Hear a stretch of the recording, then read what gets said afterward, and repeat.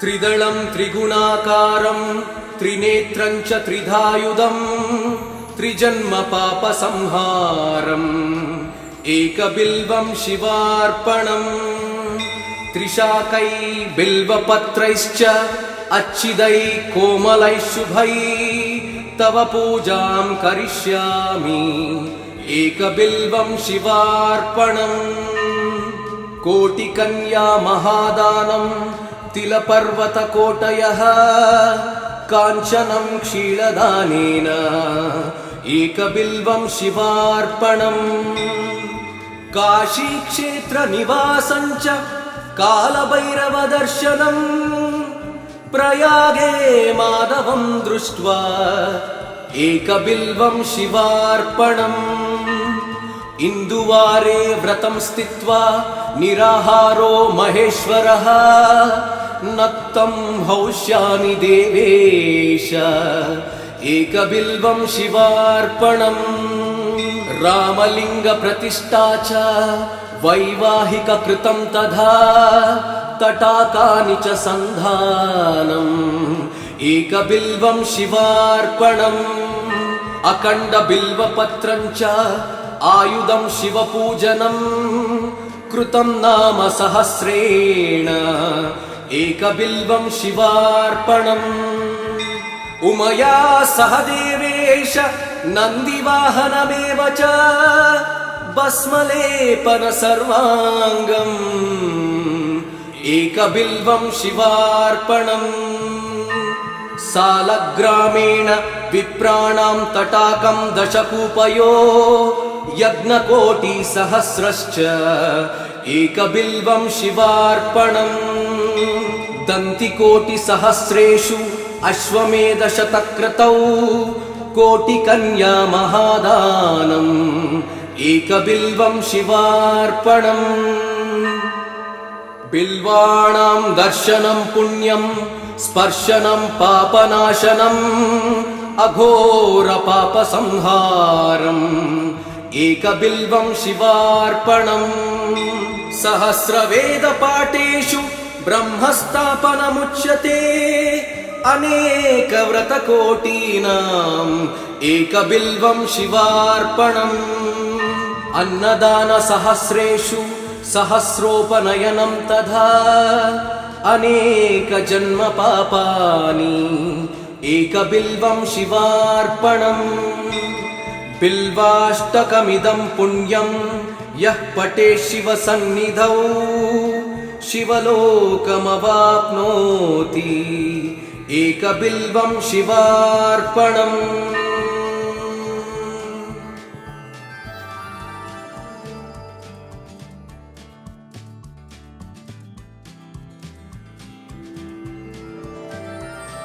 त्रिदलं त्रिगुणाकारं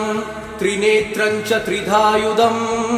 त्रिजन्म पापसंहारम् एकबिल्वं शिवार्पणम् त्रिशाकै बिल्वपत्रैश्च अच्छिदै कोमलै शुभै तव पूजां करिष्यामि एकबिल्वं शिवार्पणम् कोटिकन्या महादानं तिलपर्वतकोटयः काञ्चनं क्षीरदानेन एकबिल्वं शिवार्पणम् काशीक्षेत्रनिवासं च कालभैरवदर्शनम् प्रयागे माधवं दृष्ट्वा एकबिल्वं शिवार्पणम् इन्दुवारे व्रतं स्थित्वा निराहारो महेश्वरः नक्तं हौष्यामि देवेश एकबिल्वं शिवार्पणम् रामलिङ्गप्रतिष्ठा च वैवाहिककृतं तथा तटाकानि च सन्धानम् एकबिल्वं शिवार्पणम् अखण्डबिल्वपत्रं च आयुधं शिवपूजनम् कृतं नाम सहस्रेण एकबिल्वं शिवार्पणम् उमया सह देवेश नन्दिवाहनमेव च भस्मलेपन सर्वाङ्गम् एकबिल्वं शिवार्पणम् सालग्रामेण विप्राणां तटाकं दशकूपयो यज्ञकोटिसहस्रश्च एकबिल्वं शिवार्पणम् दन्तिकोटिसहस्रेषु अश्वमेधशतक्रतौ कोटिकन्या महादानम् एकबिल्वं शिवार्पणम् बिल्वाणां दर्शनं पुण्यं स्पर्शनं पापनाशनम् अघोरपापसंहारम् एकबिल्वं शिवार्पणम् सहस्रवेदपाठेषु ब्रह्मस्थापनमुच्यते अनेकव्रतकोटीनाम् एकबिल्वं शिवार्पणम् अन्नदानसहस्रेषु सहस्रोपनयनं तथा अनेकजन्मपापानि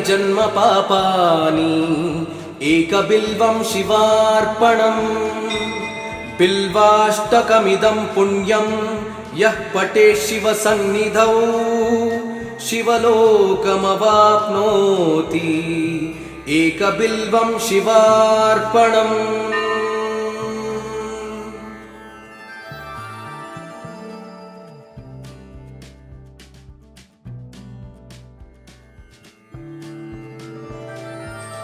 त्रिदलं त्रिगुणाकारं त्रिनेत्रं च त्रिधायुधं त्रिजन्मपापसंहारम् एकबिल्वं शिवार्पणम् त्रिशाकै बिल्वपत्रैश्च अच्छिदैः कोमलैः शुभैः तव पूजां करिष्यामि एकबिल्वं शिवार्पणम् कोटिकन्या महादानं तिलपर्वतकोटयः काञ्चनं क्षीरदानेन एकबिल्वं शिवार्पणम् काशीक्षेत्रनिवासं च कालभैरवदर्शनम् प्रयागे माधवं दृष्ट्वा एकबिल्वं शिवार्पणम् इन्दुवारे व्रतं स्थित्वा निराहारो महेश्वरः नक्तं हौष्यामि देवेश एकबिल्वं शिवार्पणम् रामलिङ्गप्रतिष्ठा च वैवाहिककृतं तथा तटाकानि च सन्धानम् एकबिल्वं शिवार्पणम् अखण्डबिल्वपत्रं च आयुधं शिवपूजनम् कृतं नाम सहस्रेण एकबिल्वं शिवार्पणम् उमया सह देवेश नन्दिवाहनमेव च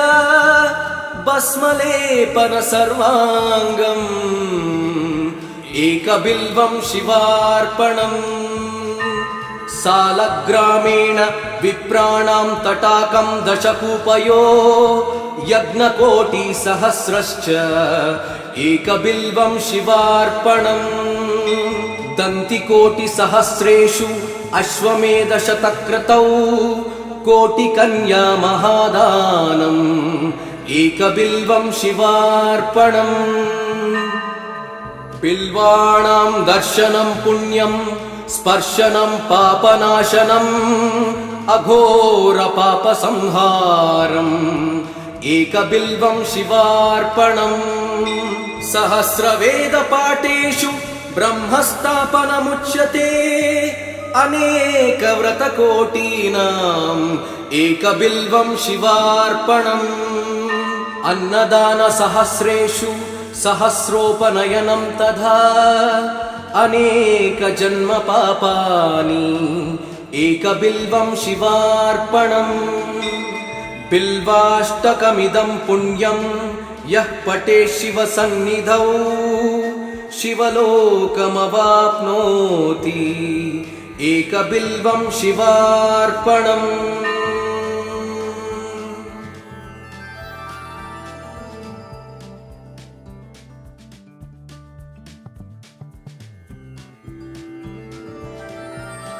त्रिदलं त्रिगुणाकारं त्रिनेत्रं च त्रिधायुधं त्रिजन्मपापसंहारम् एकबिल्वं शिवार्पणम् त्रिशाकै बिल्वपत्रैश्च अच्छिदै कोमलैः शुभै तव पूजां करिष्यामि एकबिल्वं शिवार्पणम् कोटिकन्या महादानं तिलपर्वतकोटयः काञ्चनं क्षीरदानेन एकबिल्वं शिवार्पणम् काशीक्षेत्रनिवासं च कालभैरवदर्शनम् प्रयागे माधवं दृष्ट्वा एकबिल्वं शिवार्पणम् इन्दुवारे व्रतं स्थित्वा निराहारो महेश्वरः नक्तं हौष्यामि देवेश एकबिल्वं शिवार्पणम् रामलिङ्गप्रतिष्ठा च वैवाहिककृतं तथा तटाकानि च सन्धानम् एकबिल्वं शिवार्पणम् अखण्डबिल्वपत्रं च आयुधं शिवपूजनम् कृतं नाम सहस्रेण एकबिल्वं शिवार्पणम् उमया सह देवेश नन्दिवाहनमेव च भस्मलेपन सर्वाङ्गम् एकबिल्वं शिवार्पणम् सालग्रामेण विप्राणां तटाकं दशकूपयो यज्ञकोटिसहस्रश्च एकबिल्वं शिवार्पणम् दन्तिकोटिसहस्रेषु अश्वमेधशतक्रतौ कोटिकन्या महादानम् एकबिल्वं शिवार्पणम् बिल्वाणां दर्शनं पुण्यं स्पर्शनं पापनाशनम् अघोरपापसंहारम् एकबिल्वं शिवार्पणम् सहस्रवेदपाठेषु ब्रह्मस्थापनमुच्यते अनेकव्रतकोटीनाम् एकबिल्वं शिवार्पणम् अन्नदानसहस्रेषु सहस्रोपनयनं तथा अनेकजन्मपापानि एकबिल्वं शिवार्पणम् बिल्वाष्टकमिदं पुण्यं यः पठेत् शिवसन्निधौ शिवलोकमवाप्नोति एकबिल्वं शिवार्पणम्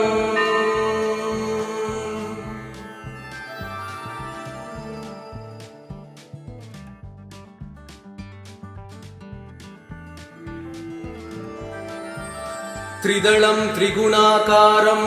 त्रिनेत्रं च त्रिधायुधं त्रिजन्मपापसंहारम् एकबिल्वं शिवार्पणम् त्रिशाकै बिल्वपत्रैश्च अच्छिदै कोमलैः शुभै तव पूजां करिष्यामि एकबिल्वं शिवार्पणम् कोटिकन्या महादानं तिलपर्वतकोटयः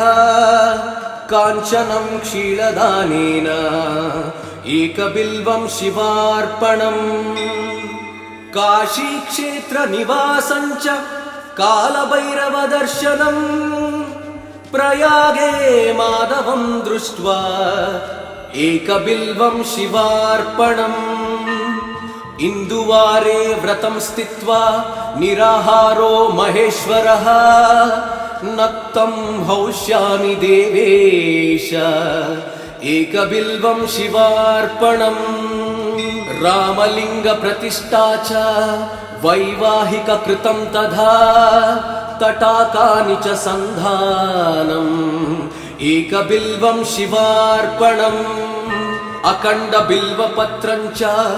आयुधं शिवपूजनम् कृतं नाम सहस्रेण एकबिल्वं शिवार्पणम्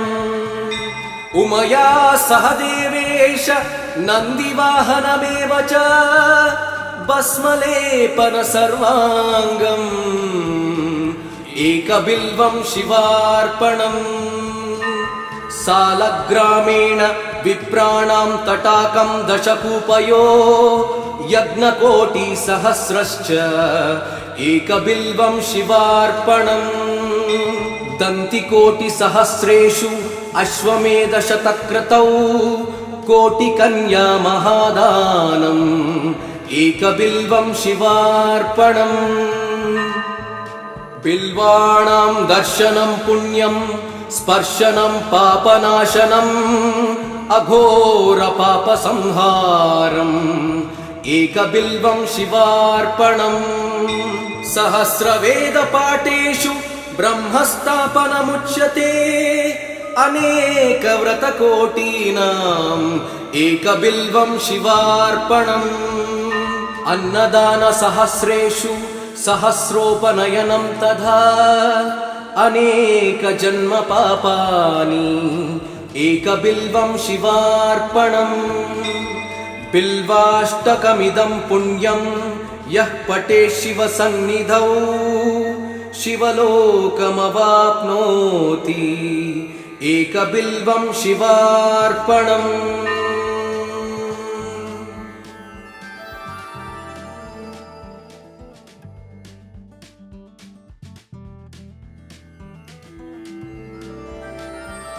त्रिदलं त्रिगुणाकारं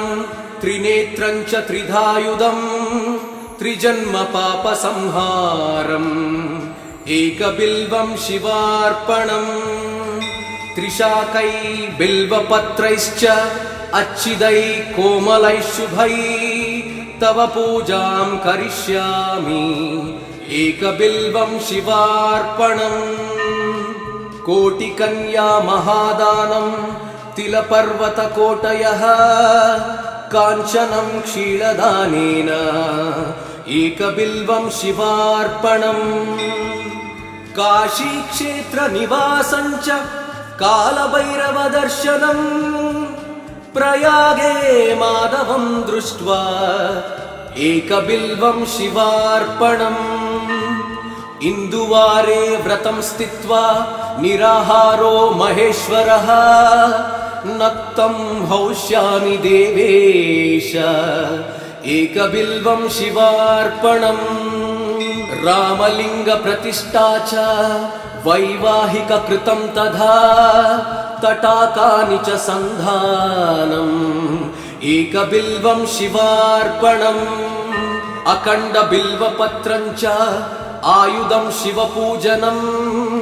कृतं नाम सहस्रेण एकबिल्वं शिवार्पणम् उमया सह देवेश नन्दिवाहनमेव च भस्मलेपन सर्वाङ्गम् एकबिल्वं शिवार्पणम् सालग्रामेण विप्राणां तटाकं दशकूपयो यज्ञकोटिसहस्रश्च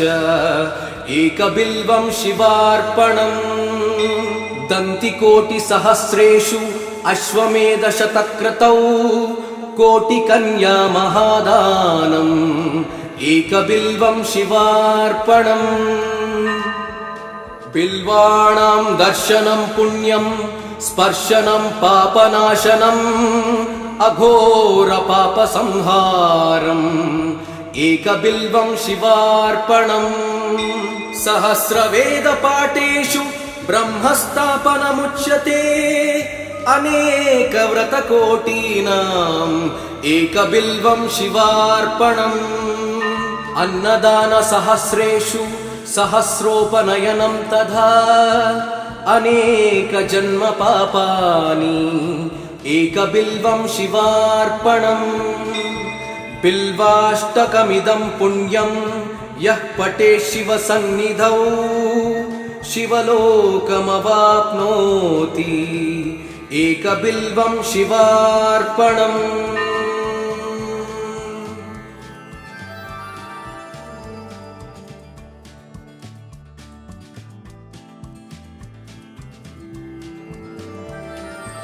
त्रिदलं त्रिगुणाकारं त्रिनेत्रं च त्रिधायुधं त्रिजन्मपापसंहारम् एकबिल्वं शिवार्पणम् त्रिशाकै बिल्वपत्रैश्च अच्छिदै कोमलै शुभै तव पूजां करिष्यामि एकबिल्वं शिवार्पणम् कोटिकन्या महादानं तिलपर्वतकोटयः काञ्चनं क्षीरदानेन एकबिल्वं शिवार्पणम् काशीक्षेत्रनिवासं च कालभैरवदर्शनम् प्रयागे माधवं दृष्ट्वा एकबिल्वं शिवार्पणम् इन्दुवारे व्रतं स्थित्वा निराहारो महेश्वरः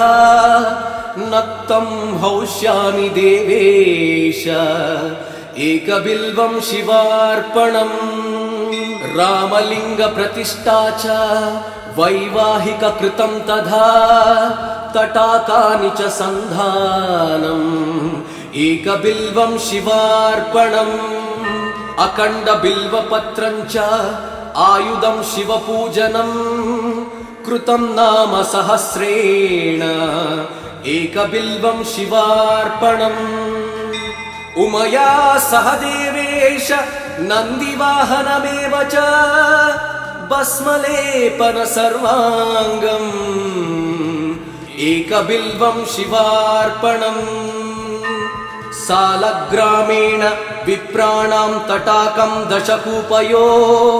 यज्ञकोटिसहस्रश्च एकबिल्वं शिवार्पणम् दन्तिकोटिसहस्रेषु अश्वमेधशतक्रतौ कोटिकन्या महादानम् एकबिल्वं शिवार्पणम् बिल्वाणां दर्शनं पुण्यं स्पर्शनं पापनाशनम् अघोरपापसंहारम् एकबिल्वं शिवार्पणम् सहस्रवेदपाठेषु ब्रह्मस्थापनमुच्यते अनेकव्रतकोटीनाम् एकबिल्वं शिवार्पणम् अन्नदानसहस्रेषु सहस्रोपनयनं तथा अनेकजन्मपापानि एकबिल्वं शिवार्पणम् बिल्वाष्टकमिदं पुण्यं यः पठेत् शिवसन्निधौ शिवलोकमवाप्नोति एकबिल्वं शिवार्पणम्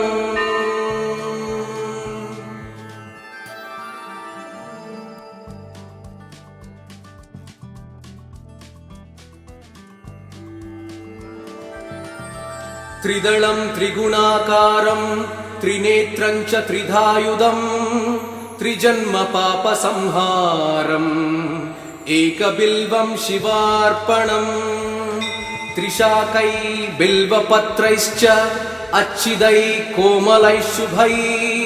तव पूजां करिष्यामि एकबिल्वं शिवार्पणम् कोटिकन्या महादानं तिलपर्वतकोटयः काञ्चनं क्षीरदानेन एकबिल्वं शिवार्पणम् काशीक्षेत्रनिवासं च कालभैरवदर्शनम् प्रयागे माधवं दृष्ट्वा एकबिल्वं शिवार्पणम् इन्दुवारे व्रतं स्थित्वा निराहारो महेश्वरः नक्तं हौष्यामि देवेश एकबिल्वं शिवार्पणम् रामलिङ्गप्रतिष्ठा च वैवाहिककृतं तथा तटाकानि च सन्धानम् एकबिल्वं शिवार्पणम् अखण्डबिल्वपत्रं च आयुधं शिवपूजनम् कृतं नाम सहस्रेण एकबिल्वं शिवार्पणम् उमया सह देवेश नन्दिवाहनमेव च भस्मलेपन सर्वाङ्गम् एकबिल्वं शिवार्पणम् सालग्रामेण विप्राणां तटाकं दशकूपयो यज्ञकोटिसहस्रश्च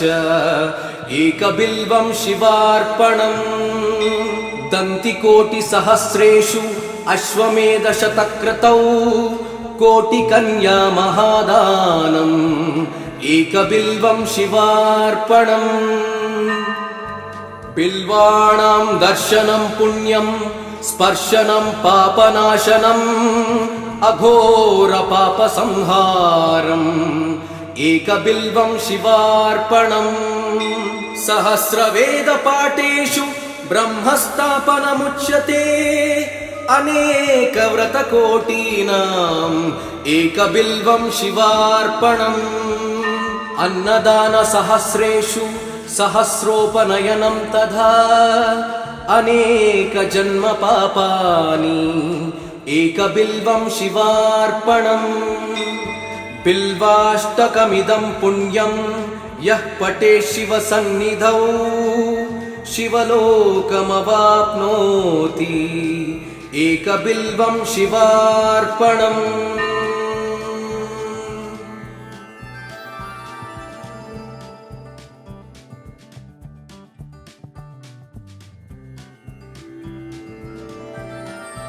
त्रिदलं त्रिगुणाकारं त्रिनेत्रं च त्रिधायुधं त्रिजन्मपापसंहारम् एकबिल्वं शिवार्पणम् त्रिशाकै बिल्वपत्रैश्च अच्छिदैः कोमलैः शुभैः तव पूजां करिष्यामि एकबिल्वं शिवार्पणम्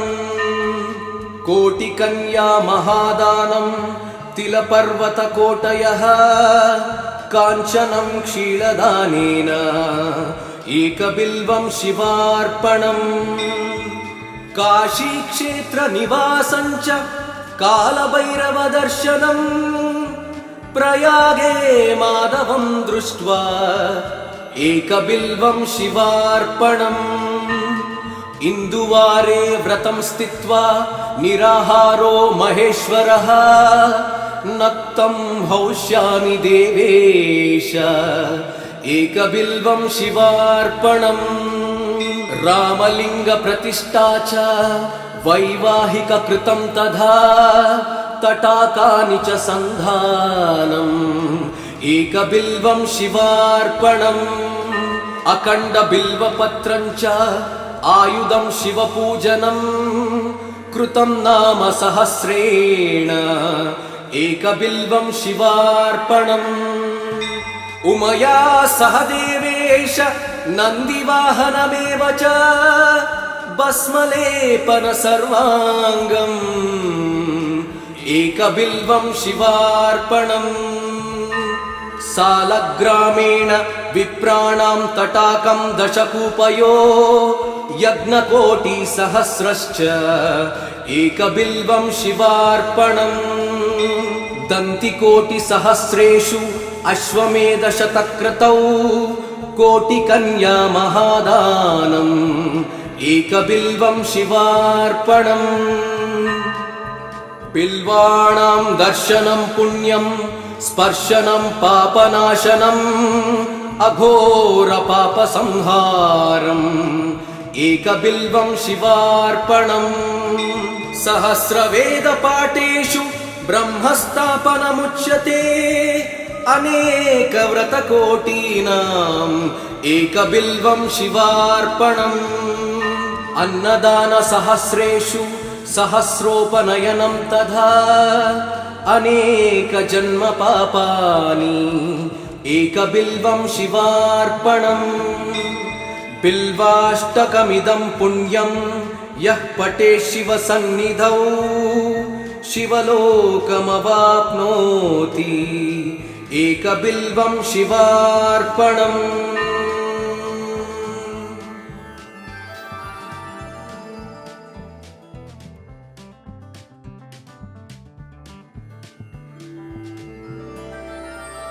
त्रिदलं त्रिगुणाकारं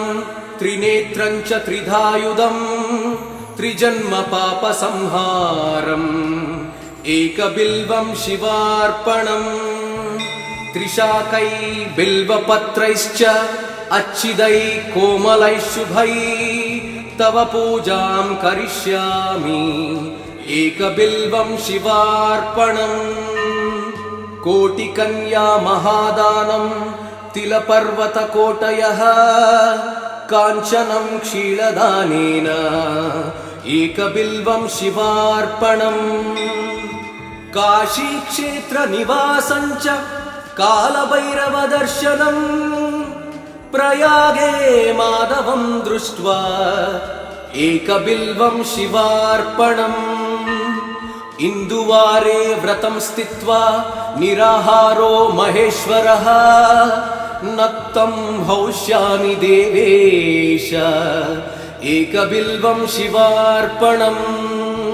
रामलिङ्गप्रतिष्ठा च वैवाहिककृतं तथा तटाकानि च सन्धानम् एकबिल्वं शिवार्पणम् अखण्डबिल्वपत्रं च आयुधं शिवपूजनम् कृतं नाम सहस्रेण एकबिल्वं शिवार्पणम् उमया सह देवेश नन्दिवाहनमेव च भस्मलेपन सर्वाङ्गम् एकबिल्वं शिवार्पणम् सालग्रामेण विप्राणां तटाकं दशकूपयो यज्ञकोटिसहस्रश्च एकबिल्वं शिवार्पणम् दन्तिकोटिसहस्रेषु अश्वमेधशतक्रतौ कोटिकन्या महादानम् एकबिल्वं शिवार्पणम् बिल्वाणां दर्शनं पुण्यं स्पर्शनं पापनाशनम् अघोरपापसंहारम् एकबिल्वं शिवार्पणम् सहस्रवेदपाठेषु ब्रह्मस्थापनमुच्यते अनेकव्रतकोटीनाम् एकबिल्वं शिवार्पणम् अन्नदानसहस्रेषु सहस्रोपनयनं तथा अनेकजन्मपापानि एकबिल्वं शिवार्पणम् बिल्वाष्टकमिदं पुण्यं यः पठेत् शिवसन्निधौ शिवलोकमवाप्नोति एकबिल्वं शिवार्पणम्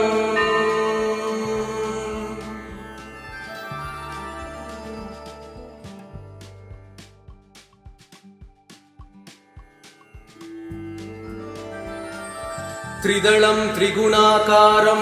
त्रिनेत्रं च त्रिधायुधं त्रिजन्मपापसंहारम् एकबिल्वं शिवार्पणम् त्रिशाकै बिल्वपत्रैश्च अच्छिदै कोमलै शुभै तव पूजां करिष्यामि एकबिल्वं शिवार्पणम् कोटिकन्या महादानं तिलपर्वतकोटयः काञ्चनं क्षीरदानेन एकबिल्वं शिवार्पणम् काशीक्षेत्रनिवासं च कालभैरवदर्शनम् प्रयागे माधवं दृष्ट्वा एकबिल्वं शिवार्पणम् इन्दुवारे व्रतं स्थित्वा निराहारो महेश्वरः नक्तं हौष्यामि देवेश एकबिल्वं शिवार्पणम् रामलिङ्गप्रतिष्ठा च वैवाहिककृतं तथा तटाकानि च सन्धानम् एकबिल्वं शिवार्पणम् अखण्डबिल्वपत्रं च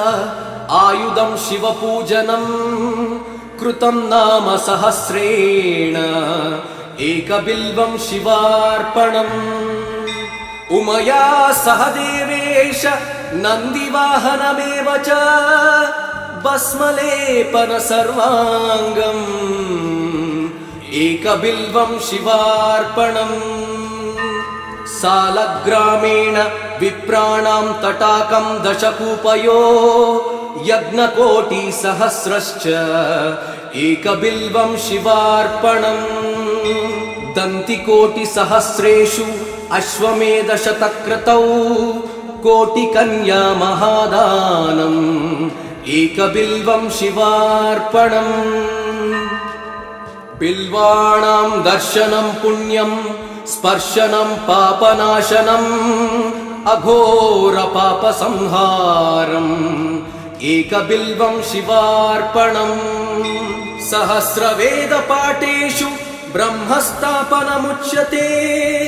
अनेकव्रतकोटीनाम् एकबिल्वं शिवार्पणम् अन्नदानसहस्रेषु सहस्रोपनयनं तथा अनेकजन्मपापानि एकबिल्वं शिवार्पणम्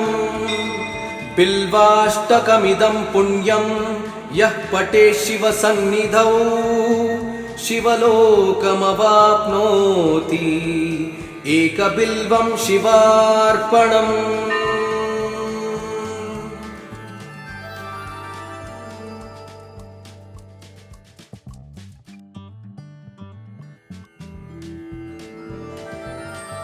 त्रिदलं त्रिगुणाकारं त्रिनेत्रं च त्रिधायुधं त्रिजन्मपापसंहारम् एकबिल्वं शिवार्पणम् त्रिशाकै बिल्वपत्रैश्च अच्छिदैः कोमलैः शुभैः तव पूजां करिष्यामि एकबिल्वं शिवार्पणम् कोटिकन्या महादानम् तिलपर्वतकोटयः काञ्चनं क्षीरदानेन एकबिल्वं शिवार्पणम् काशीक्षेत्रनिवासं च कालभैरवदर्शनम् प्रयागे माधवं दृष्ट्वा एकबिल्वं शिवार्पणम् इन्दुवारे व्रतं स्थित्वा निराहारो महेश्वरः नक्तं हौष्यामि देवेश एकबिल्वं शिवार्पणम् रामलिङ्गप्रतिष्ठा च वैवाहिककृतं तथा तटाकानि च सन्धानम् एकबिल्वं शिवार्पणम् अखण्डबिल्वपत्रं च आयुधं शिवपूजनम् कृतं नाम सहस्रेण एकबिल्वं शिवार्पणम् उमया सह देवेश नन्दिवाहनमेव च भस्मलेपन सर्वाङ्गम् एकबिल्वं शिवार्पणम् सालग्रामेण विप्राणां तटाकं दशकूपयो यज्ञकोटिसहस्रश्च